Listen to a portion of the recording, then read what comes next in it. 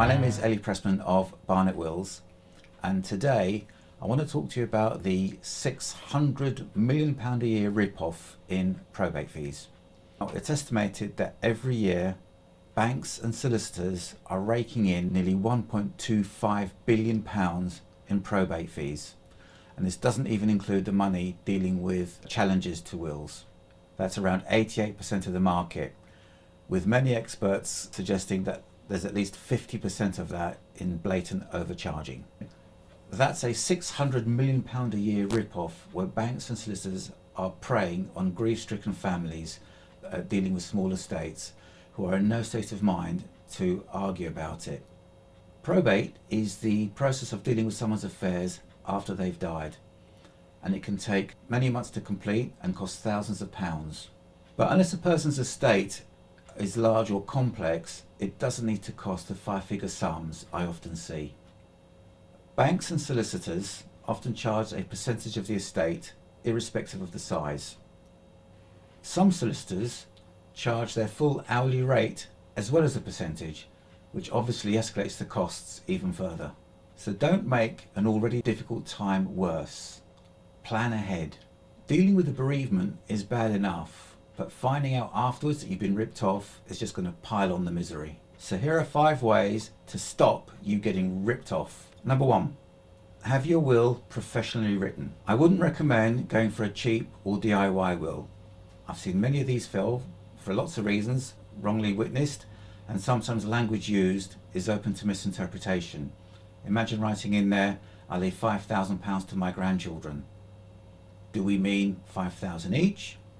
Because if you've got 3, that's going to cost £15,000, or is it 5,000 to be shared between them? A standard or basic will could leave your estate vulnerable to attack. Things like divorce, care fees, taxation. Standard will not offer any protection against these. A standard will can also cause huge family fallouts, which ends in expensive litigation. 1 in 4 people said that they would challenge a will if they thought it was unfair or unjust. This is going against the deceased's wishes. Did you know that 1 in 5 families have a massive fallout over a relative's will? If you want any more information on this or anything else I say, please just leave a comment below. Point 2. Unless you have a large or complex estate, don't appoint a professional executor. Once they're appointed, it can be hard to remove them, and you've got no idea whether they're charging for 20 hours work when they've only done 10. So they may not have the depth of knowledge or the resources to deal with your situation. So please make sure you get specialist help to deal with your case. It doesn't have to be with me, but someone like me. And as I said earlier, you don't know whether they're charging an hourly rate and a percentage or just a higher percentage. So what happens when you appoint a solicitor as a professional executor? Well, it's almost impossible to challenge their fees. As Lovemoney reader Steve from Newcastle found out, when his widowed mother died, her £700,000 estate should have been simple. Sell the house, liquidate the bank accounts, pay the inheritance tax, and distribute equally to Steve and his brother, who are both the executors. Or at least, it should have been that simple. About a year before she died, Steve's brother Alan was in the middle of a divorce.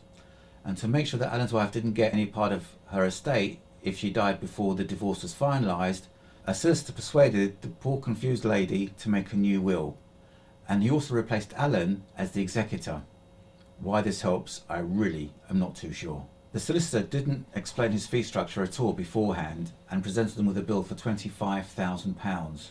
Any competent solicitor could have easily done that for about £5,000. The family were really unhappy with the fees and complained to the solicitor and asked him to stand down, which he refused.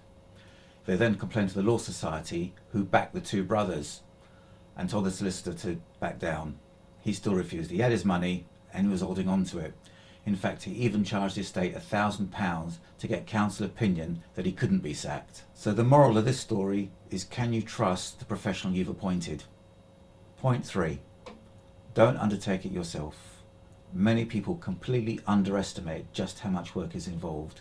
Can you undertake all the legal paperwork, tax calculations, and spare several hours every week just to administer the estate? Are you really happy in having to deal with all the third parties in the administration process, as well as taking on the liability and the financial consequences of being the executor? Point 4. Always look for a service that doesn't charge a percentage. It costs just as much time and money to transfer a property worth £500,000 as it does to transfer a property worth £5 million.